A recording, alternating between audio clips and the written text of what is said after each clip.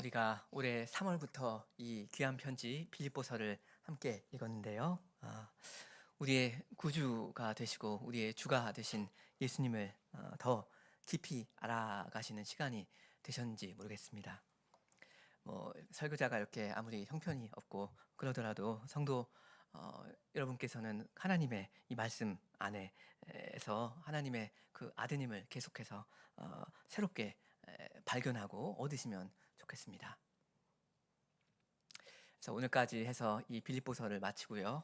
주께서 허락하시면 제가 앞으로 수요기도회를 맡을 때마다 이사야서를 조금씩 읽어가려고 합니다. 이사야서를 1장부터 6장까지 읽으려면 어렵고요. 그래서 한 1장부터 20장 정도나 이 정도까지만 하든지 할까 합니다. 제가 요즘 목사 시치 중이어서 이사야 강의 전에 좀 다른 것을 좀 한두 번 다룰 수도 있겠습니다. 오늘은 이 빌립보서 4장 15절부터인데요. 설교 제목은 믿음과 재물 이렇게 정해보았습니다. 믿음과 재물. 지난 시간에는 10절부터 14절을 함께 봤는데 이게 오늘 본문이랑 이어지는 이야기라서요. 잠깐만 복습을 좀 하겠습니다. 4장 10절에서 바울은 내가 주 안에서 크게 기뻐함은 너희가 나를 생각하던 것이 이제 다시 싹이 나서 그런 거다 했습니다. 너희가 나한테 돈을 보내줘가지고 그래서 내가 돈을 보고 기뻐했다. 이게 아니죠.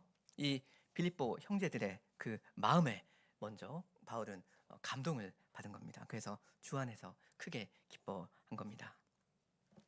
우리가 이 형제들을 생각해 준다는 거예요. 이게 사실 어떻게 보면 가장 쉬운 일이죠. 근데 우리가 사실 때때로 느끼지만 우리가 남을 생각해 준다는 그 사실 자체가 그게 사실 일이 돼가지고 그게 썩 쉬운 일은 아닌 것 같습니다. 그리고 우리가 다 인정하지만 그렇지만 또 따져놓고 보면 우리가 남을 생각해 준다는 거 그게 그 사람을 위해서 할 수 있는 그 최소한의 행위 아닙니까? 우리 이 두뇌로 이 형제 자매의 이름이나 그 얼굴을 잠깐 떠올리고 그 딱한 사정을 기억하고 생각하는 일보다 그보다 더 작은 일은 있을 수가 없다 말입니다. 근데 만약 우리가 이것조차도 우리가 안 하고 있다면 월화수목금토 이 6일 내내 교우들을 생각하는 그 사소한 일조차 안 하고 있다면 우리가 한 몸 된 지체이다 이렇게 말하기는 조금 어려울 겁니다. 원래 그 지체들은 서로 연락하고 상합하는 거거든요. 몸 전체가 이 머리이신 그리스도께 붙어서 각마디를 통해서 도움을 입고 또 연락하고 상합하여 각 지체의 분량대로 역사하여 그 몸을 자라게 한다. 그리고 사랑 안에서 스스로 세운다. 이렇게 되어야 하지 않습니까? 에베소서 4장 16절이요. 근데 우리 가운데 그러한 최소한의 그 연결, 그런 커넥션, 그런 관계조차도 그런 생각의 흐름조차도 그게 이루어지지 않고 있다면 그건 우리 가운데 사랑이 별로 없다는 증거가 될 겁니다. 혹시 여러분이 건망증이 너무 심하셔가지고 자꾸 잊어버리고 그러신다면요, 그럴 수도 있잖아요. 혹시는 그럼 사랑하는 교우들의 어떤 요즘 형편이나 기도 제목 이런 걸 어디다 따로 이렇게 메모를 하시든지 핸드폰에다 이렇게 적든지 하셔가지고 하는 것도 한 방법일 겁니다.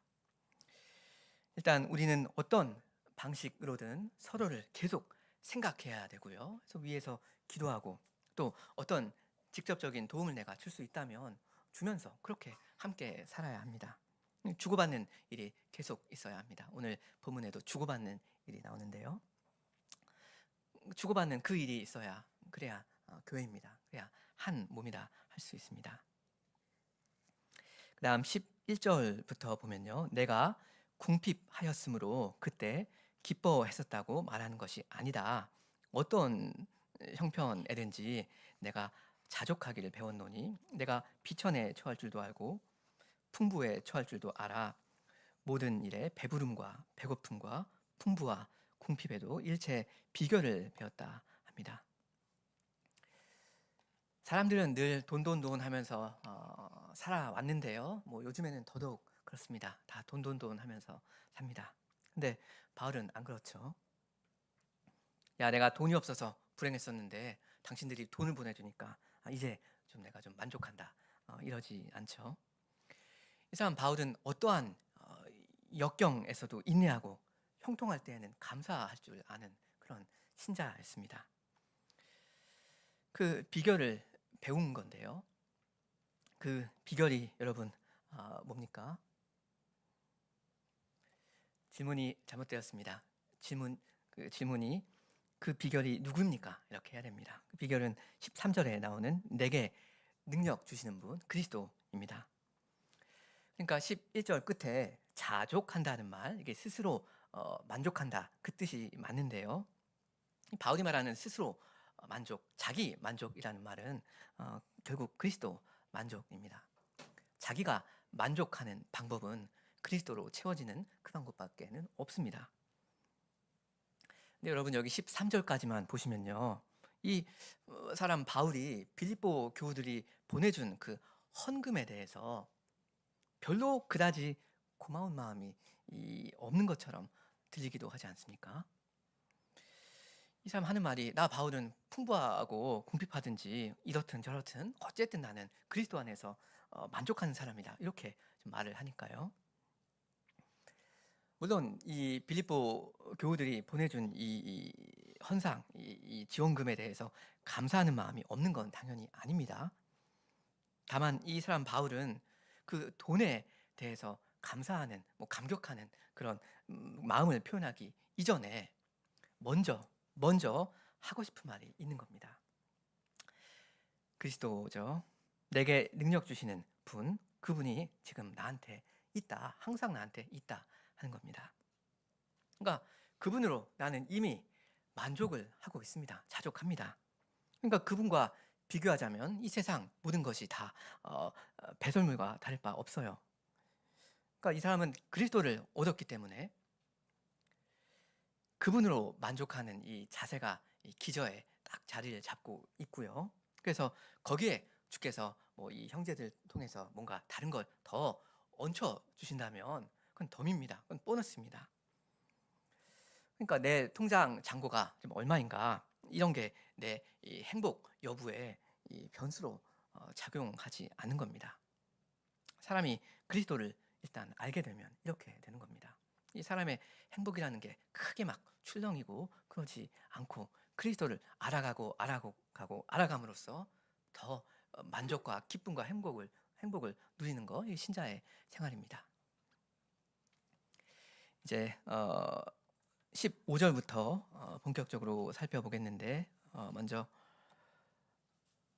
우리 15절을 함께 읽으면 좋겠습니다. 15절 빌립보 사람들아 너희도 알거니와 복음의 시초에 내가 마게도냐를 떠날 때 주고받는 내 일에 참여한 교회가 너희 외에 아무도 없었느니라.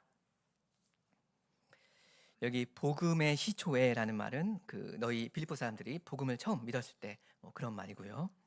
그리고 마게도냐는 빌립보 그 도시가 있는 그 큰 지역 이름입니다. 이 마게도냐 지역 안에 빌립보가 있거든요. 그러니까 바울이 그 유럽에 들어가서 이 빌립보 사람들한테 처음 복음을 전하고 나서 얼마 되지도 않아서 바울이 갑자기 이 빌립보를 거기 마게도냐를 떠나야 했어요.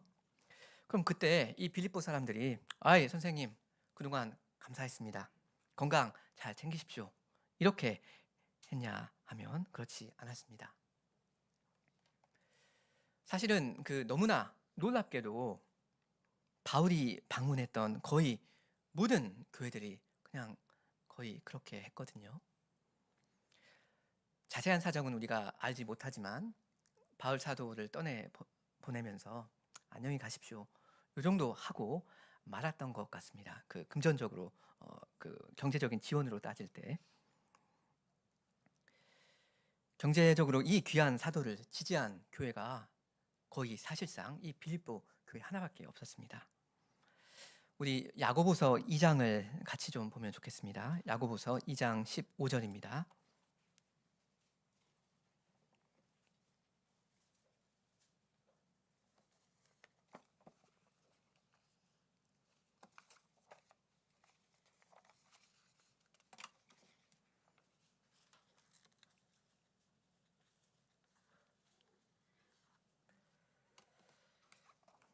우리 15절부터 17절을 같이 한번 읽겠습니다. 15절부터 17절. 만일 형제나 자매가 헐벗고 일용할 양식이 없는데 너희 중에 누구든지 그에게 이르되 평안히 가라, 더웁게 하라, 배부르게 하라, 그 몸에 쓸 것을 주지 아니하면 무슨 이익이 있으리요. 이와 같이 행함이 없는 그 믿음은 그 자체가 죽은 것이라. 여기 뭐 평안히 가라, 그 우리말로 하면 안녕히 가세요, 뭐 이런 말이겠죠. 일단 여러분, 제가 이 야고보서 2장을 왜 읽자고 했는지 먼저 오해는 없으시면 좋겠습니다. 제가 지금 이 구절을 당시 바울을 알았던 교회들한테 직대입하자라고 하는 것은 아닙니다. 전혀 아닙니다. 왜냐면 이때 당시에는 이 핸드폰이라는 것 자체가 없었어요. 그래서 서로 소통하는 일 자체가 전혀 뭐 원활하지 않아가지고 많은 교회들이 이 바울의 근황, 이 소식을 거의 몰랐을 그럴 여지가 크고요.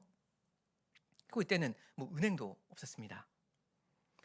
요즘에는 이 카카오페이, 카카오머니 너무나 쉽게 진짜 5초 만에 돈을 보낼 수가 있게 되었는데, 그 이때는 이 교회들이 바울을 이 사정을 듣고서 좀 도와드려야겠다라고 해서 송금을 하고 싶더라도 그런 게 뭐 할 수 있는 그런 때가 아니었단 말입니다.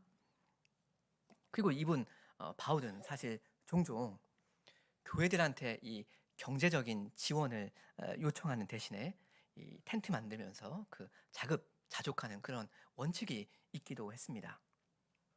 한마디로 이 사정이 복잡했다 이겁니다. 그러니까 이 방금 읽은 이 야고보서 9절을 갖다가 바울을 알던 모든 교회들한테 그대로 다 적용하기는 힘들 겁니다. 왜 당신들은 그 귀한 사도를 돕지 않았느냐, 이들을 제가 막 사정없이 비판하고 뭐 그러지는 않을 겁니다.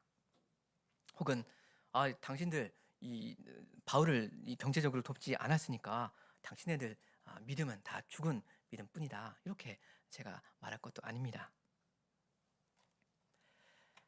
제가 사실 이 교회들 사정을 잘 모르니까요. 근데 어쨌든 다만 그럴지라도 바울을 실제로 이렇게 돈으로 적극적으로 지원한 교회가 딱 하나밖에 없었다 하는 사실을, 그렇다고 해서 그냥 대수롭지 않게 넘겨버리는 것도 잘못일 것 같습니다.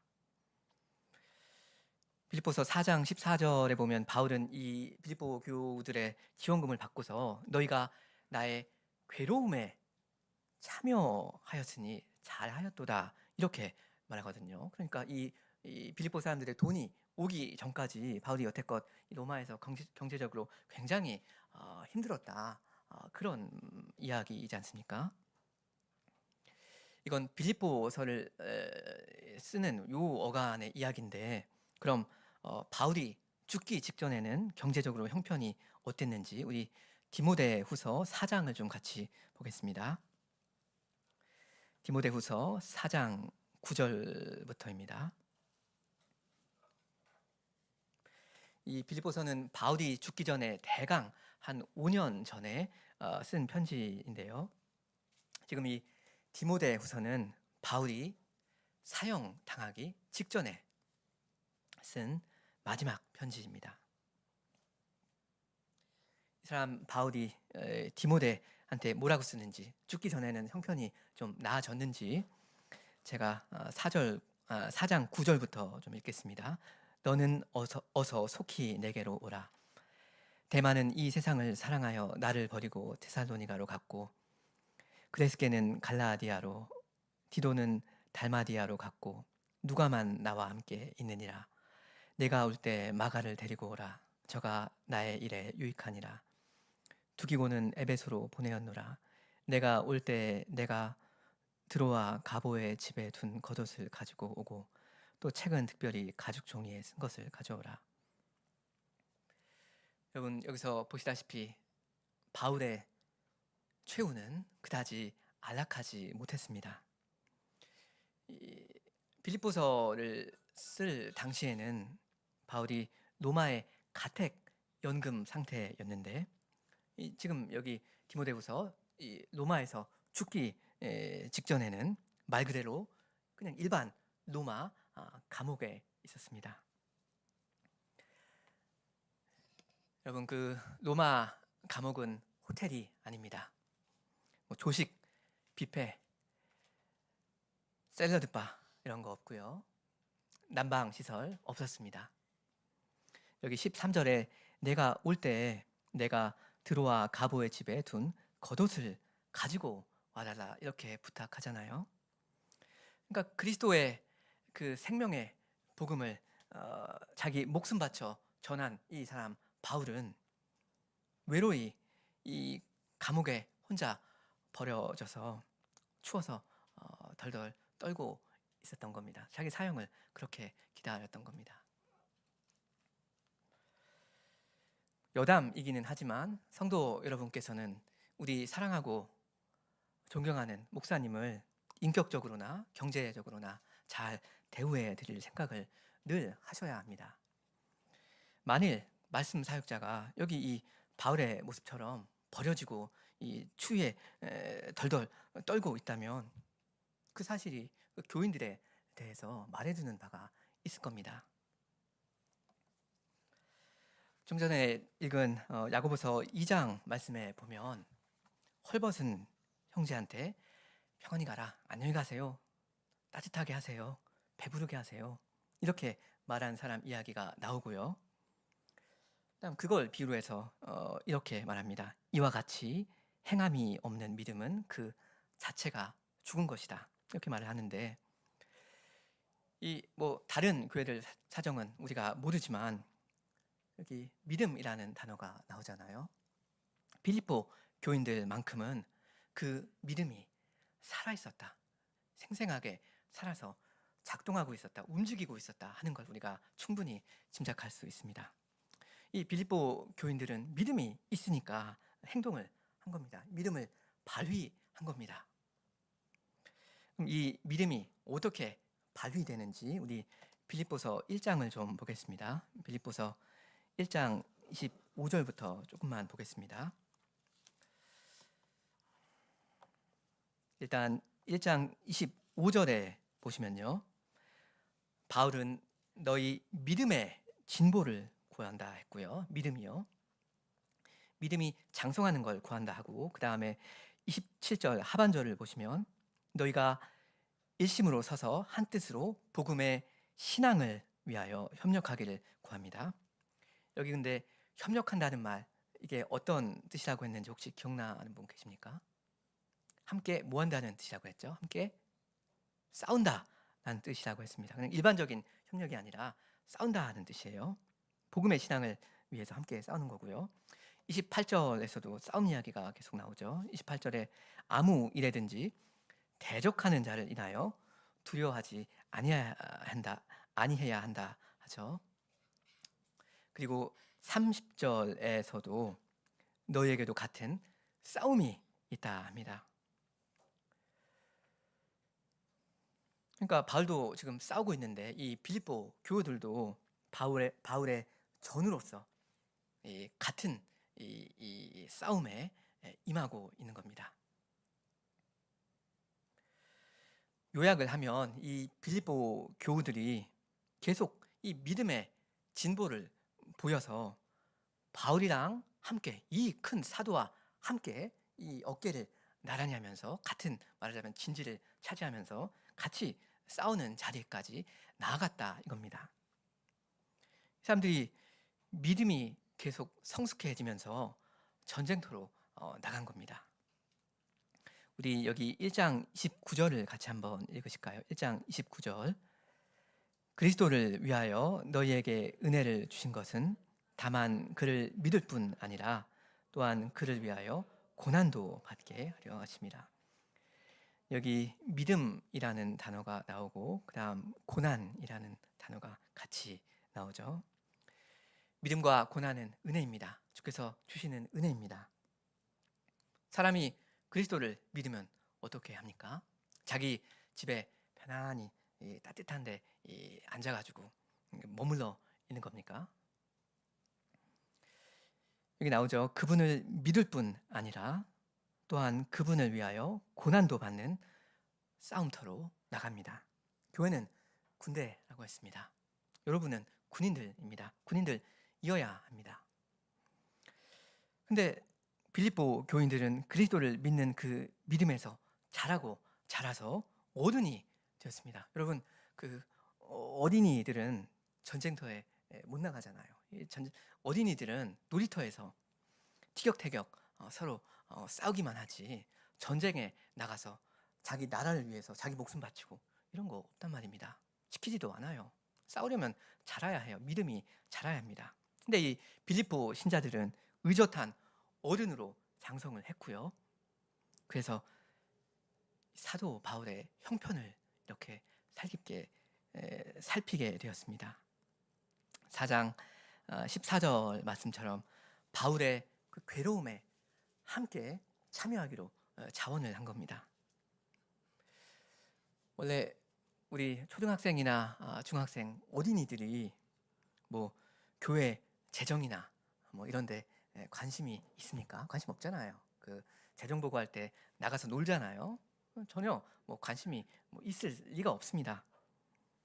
성숙한 어른들이 되어야 그래야 우리 교회 이 사정을 돌아보고 이런저런 고민도 하면서 우리가 어떻게 하면 주님을 더 잘 섬길 건가? 어떻게 하면 우리 교회가 더 힘있게 전진할 건가? 이런 방법을 이제 찾아간다 말입니다. 어려운 일이라도 기꺼이 하는 거, 그 어른이 하는 일입니다. 고난을 피하지 않습니다. 그래서 바울이 그러는 겁니다. 너희에게 은혜를 주신 것은 다만 그를 믿을 뿐 아니라 또한 그를 위하여 고난도 받게 하십니다. 믿을 뿐 아니라 고난도 받는다. 이 적극적인 이 사고인데요. 이 빌립보 교우들이 얼마나 이 적극적인 사람들인지 여러분 그 15절 중간에 보시면 4장 15절 중간에 보시면 바울이 마게도냐 그러니까 빌립보를 떠났을 때에도 나서서 바울을 도왔고요. 그 다음에 16절에 바울이 데살로니가에 가 있을 때에도 한 번, 두 번 바울을 지원했습니다. 그때 페이로 카카오머니로 송금했겠습니까? 5초 만에 송금되는 그런 간편한 겁니까? 굉장히 복잡하고 어려운 일이었을 텐데 그걸 한 겁니다. 보통 사람은 그 눈에서 멀어지면 이 마음에서도 멀어지기가 너무 쉽잖아요. 그래서 어차피 소통도 잘 안 되고 그러는데 바울이 저만치 가 있는데도 이렇게 적극적으로 이 사람을 기억하고 생각하고 도와준 겁니다. 사도행전 16장에 바울의 빌립보 사역 이야기가 나오는데 거기 보면 여러분 그 루디아라는 그 여인 아시죠? 그 여인이 바울의 복음의 말씀을 듣고 어떻게 했는지가 거기 나옵니다. 사도행전 16장 15절에 저와 그 집이 다 세례를 받고 우리에게 청하여 가로되 부탁을 합니다. 뭐라고 부탁을 하냐면 청하여 가로되 만일 나를 주 믿는 자로 알거든 내 집에 들어와 유하라 하고 머물라 하고 강권하여 있게 하니라. 나를 신자로 알거든 당신의 자매된 같은 팀에 있는 사람으로 알거든 우리 집에서 좀 머물면서 식사도 하고 그러시오 하면서 여기 그렇게 나와 있습니다. 강권하여 있게 하니라. 있게 만들었습니다. 이 바울이 어떤 무슨 다른 볼일이 있었는지 모르겠는데 어쨌든 강권해서 그러지 마시고 선생님 며칠 좀 묵다 가십시오. 이렇게 한 것 같습니다. 그리고 빌립보에 나오는 또 다른 그 유명한 사람 빌립보 간수 여러분 잘 아시죠? 이분이 바울이 전하는 복음을 듣고 어떻게 했는지 그 16장 33절에 나옵니다. 밤 그 시에 밤입니다. 간수가 저희를 데려다가 이 바울 일행을 데려다가 그 맞은 자리를 씻기고 자기와 그 권속이 다 세례를 받은 후 저희를 데리고 자기 집에 올라가서 음식을 차려주었다 합니다. 밤중에 이 사람들을 데리고 자기 집에 들어갑니다. 그래서 밤중에 음식을 차려줍니다. 얼마나 적극적이에요. 근데 원래 믿음이란 이런 것입니다. 사랑은 이렇게 하는 겁니다. 도울 형편이 되면 그때 돕겠다 이런 거 아니고요. 사실 여러분 그 고린도후서 8장 앞부분에 보면 그게 그 빌립보 교인들 이야기인데 그 사람들의 형편이 아주 어려웠었거든요, 경제적으로. 근데 어찌됐든 능동적으로 나서서 기회를 이렇게 만듭니다. 형제를 이렇게 생각만 하는 게 아니고 자기가 이 사람을 위해서 할 수 있는 일을 연구해서 찾아서 그 일을 하는 겁니다. 여러분도 다 그렇게 하셔야 합니다. 제가 4장 17절을 읽겠습니다. 4장 17절 내가 선물을 구함이 아니요 오직 너희에게 유익하도록 과실이 번성하기를 구함이라.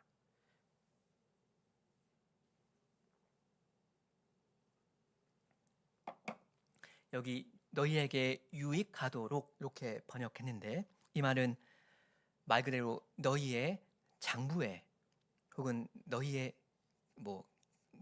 계좌에 이런 뜻입니다.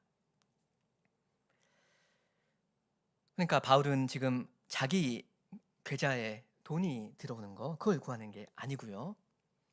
이 빌립보 교우들의 계좌 잔고가 계속 늘어나기를 구하고 있다 이렇게 말하는 겁니다. 이 성도들이 이렇게 복음 사역자를 지지하면 할수록 이 사람들의 그 보이지 않는 이 계좌 잔액이 계속 줄어드는 게 아니라 오히려 늘어날 거다 그런 말입니다. 그러니까 하나님께서 이렇게든 저렇게든 어떤 방식으로든 갚아 주십니다. 우리 18절을 같이 한번 읽으실까요? 18절 내게는 모든 것이 있고 또 풍부한지라 에바브로디도 편에 너희의 준 것을 받음으로 내가 풍족하니 이는 받으실 만한 향기로운 제물이요 하나님을 기쁘시게 한 것이라.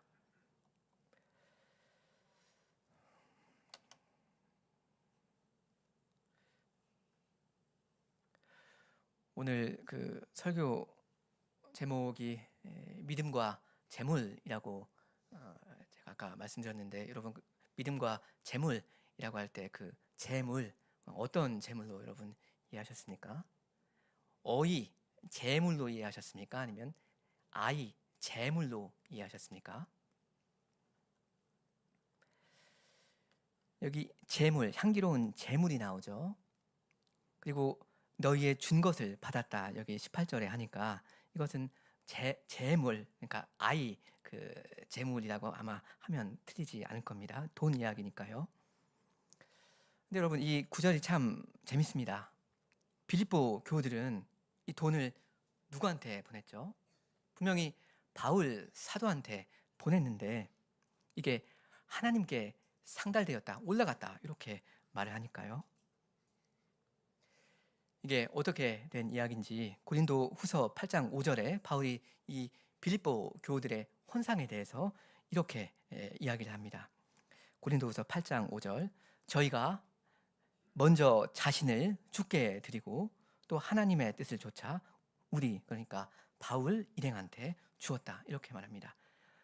이 교우들이 먼저 자신을 주께 바쳤다. 그 다음에 하나님의 뜻을 따라서 이 바울 일행한테 주었다. 그러니까 여러분 이 재물 혹은 헌금 하나님께 바치는 거 헌금이라는 건 자기를 주께 드리는 것입니다. 여러분 헌상을 하실 때 자꾸 돈에 집착을 하시기보다는 먼저 무엇이 누구에게 바쳐지는가 그걸 생각하시면 좋겠습니다. 나를 주께 바친다. 이게 헌상입니다. 그래서 저는 뭐 우리 교단에서 이 김홍전 박사님의 그 제안을 따라서 헌금이라고 하지 않고 헌상이라고 하는 거, 그 참 좋은 번역, 좋은 단어, 용어라고 생각합니다. 헌금이 포인트가 아니고 헌상, 하나님께 자신을 드리는 거, 이게 포인트거든요. 내 돈, 내 재물, 아이로 되는 그 재물을 교회에 뭐 기부한다, 이게 아니고요. 나 자신을 주님께 산 재물로, 이 어이입니까? 재물로 바친다, 이겁니다. 그러니까 당연히 하나님께서 그걸 직접 받으시고 기뻐합니다. 이건 예수님께서도 그렇게 하셨거든요. 여기 4장 18절에 향기로운 제물이라는 말이 나오는데, 에베소서 5장 2절에 보면 그리스도께서 우리를 위하여 자신을 버리사 향기로운 제물과 생축으로 하나님께 드리셨느니라 합니다. 그리스도께서 그 향기로운 제물을, 즉 자신을 먼저 하나님께 바치신 거고요. 우리는 이 그리스도께서 단번에 드리신 이 제사, 이 제물의 근거에서 우리 자신을 제물로 주께 바치는 겁니다. 우리의 전부를 하나님께 제물로 내려놓는 겁니다. 자기의 전부, 자기 자신을 제물로 하나님께 먼저 바치면 나의 이 작은 제물을 하나님께 바치는 거 하나도 어렵지 않을 겁니다. 제가 19절, 20절을 좀 읽겠습니다. 19절부터 나의 하나님이 그리스도 예수 안에서 영광 가운데 그 풍성한 대로 너희 모든 쓸 것을 채우시리라. 하나님 곧 우리 아버지께 세세 무궁토록 영광을 돌릴지어다. 아멘. 아까 17절의 그 번역을 좀 계좌, 구자, 계정 이렇게 좀 바꾸자고 했었죠. 아까 약간 그 금융상품 이야기가 나왔다고 할 수도 있는데, 근데 여기 이런 금융상품이 세상에 또 없습니다. 이 19절에서 말하는 금융상품이요, 이 원금 보장이 당연히 되고요. 그리고 하나님께서 배로 넘치게 채워주십니다. 여러분 개개인한테 어떤 방식으로 어느 시점에 채워주실지 그건 하나님께서 자기 권한에 두셨지만, 채워주신다, 채워주겠다 하는 거, 그 하나만큼은 하나님의 약속입니다. 이 말씀을 여러분 믿지 못하시면 자기의 그 손을 계속 움켜쥐면서 그대로 그냥 사시는 거고요. 이 말씀을 믿으신다면 움켜쥐었던 그 손을 펴시면 됩니다. 성도들이 그렇게 다 할 때, 그럴 때 교회는 풍성한 곳이 됩니다. 근데 원래 하나님 나라는 풍성한 곳이거든요. 넘치는 곳입니다. 17절 끝에, 4장 17절 끝에 과실이 열매가 번성한다 하고요. 그리고 18절에는 풍부하다, 그리고 풍족하다 하는 말이 나왔고요. 그리고 여기 19절에서는 하나님이 그분의 풍성하신 대로, 그 풍성하심을 따라 너희의 모든 쓸 것, 너희의 모든 필요라는 뜻입니다. 쓸 것이라는 말은 필요라는 뜻인데, 너희의 모든 필요를 채울 것이다 합니다. 번성, 풍부, 풍족, 풍성, 채움. 하나님의 나라가 얼마나 풍성합니까? 어떻게 해서 하나님의 나라가 이렇게 풍족하고 넉넉한 곳이 되죠? 물론 궁극적으로 말하면 하늘에 계신 우리 아버지께서 채워주시니까 뭐 그런 거고요. 그러니까 당연히 그분께 영광을 돌려야 하는 거고요. 근데 더 구체적으로 말하면 어떤 방식으로 이게 채워지는 겁니까? 교회가 어떤 방식으로 풍부함을 맛보게 되는 겁니까? 성도들이 서로를 채워주는 것입니다. 내가 내 형제 자매의 부족을 채워주는 것입니다. 14절 말씀대로 그 괴로움이라는 말이 나오죠.